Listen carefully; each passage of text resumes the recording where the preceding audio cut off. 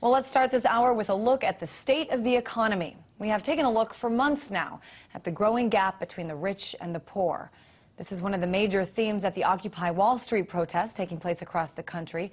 The rich keep getting richer, the poor keep getting poorer, and the middle class is slowly disappearing. Well, let's talk about those rich getting richer. Wall Street and the big banks. Well, one of the biggest banks, one of those banks that was bailed out by the Bush administration, it turns out is showing signs that it needs help yet again. I'm talking about Goldman Sachs. Now, this time it's trying at least to help itself, taking part in cost-cutting measures like cutting thousands of jobs. Goldman has also announced it's switching from 12-ounce drinking cups to 10-ounce ones in the offices to save a few $1,000s. Goldman is also buying fewer plants for the offices and has decided to make office cafeterias credit and debit card only, eliminating the need and the cost of paying armored truck companies to haul away the cash. Poor Goldman Sachs. But wait a second. Before you start taking up canned food collections for Goldman, let's look at the truth behind the numbers. That those who do work there are making more than ever before. And profits there continue to grow. So I want to talk about this. And joining me now for more is the publisher of the Trends Journal and director of Trends Research Institute, the always outspoken Gerald Celente. Hello, Christine. Hey there, Gerald. Let's talk about Goldman Sachs and what's going on there. Should we be concerned that this mega powerhouse of a company is now starting to lay off its employees?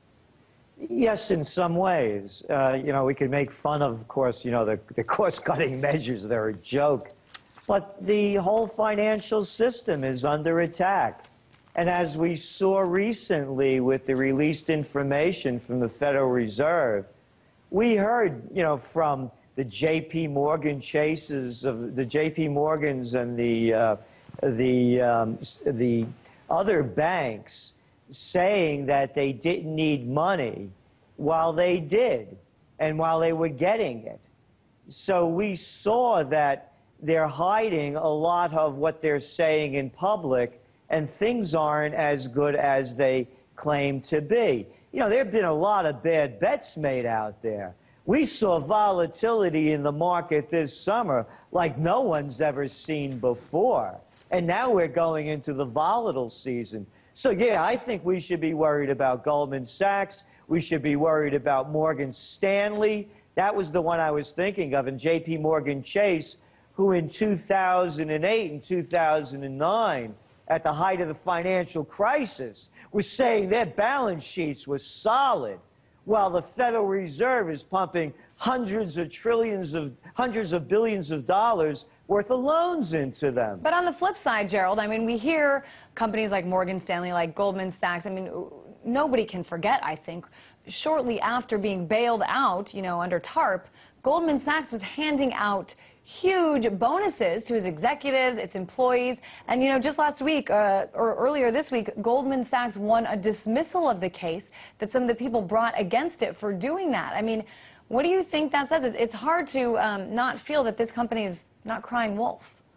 Oh, again, the dismissal of the case. The system's rigged. It's justice for only just us. That's how they got the name. These people's heads don't roll. So that's a whole different one. But yes, they may be exaggerating their plight, but on a much grander scale, whether it's Goldman Sachs gang or the Credit Suisse swindlers or the Citigroup criminals, you name it, they're all in trouble. Look at the downgrades that we saw hit the banks just a few weeks ago, not only in the U.S., but around the world. So, yeah, Goldman Sachs may be crying the blues in trying to ease the pain of public hate against it. After all, remember Lloyd, I'm doing God's worth blank fine, has made a lot of enemies. So that may be a charade, but the big picture is this thing's going down. It's still hard for me to believe, but it seems to me, Gerald, that you're saying I shouldn't be shocked that Goldman Sachs, won this dismissal of the case.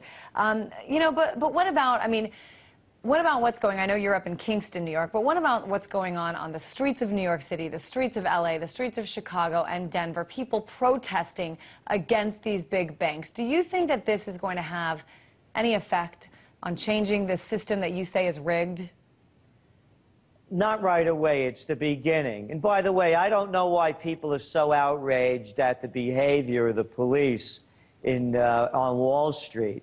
I mean, this is what they do everywhere. Did you see the G20 meetings when they had enough body armor to walk through the Battle of the Bulge unscathed, beating up co-eds? This is what the police do. The police in the United States have become nothing more than enforcers for the crime bosses. That's all it is. And I love this talk about how around 9/11, they kept talking about they hate our freedom and liberty, and that's why they attacked us. What freedom and liberty? This is what the police do. They use excess force to quell the people. You can't riot in this country, so you're going to see different kinds of riots than you're seeing overseas.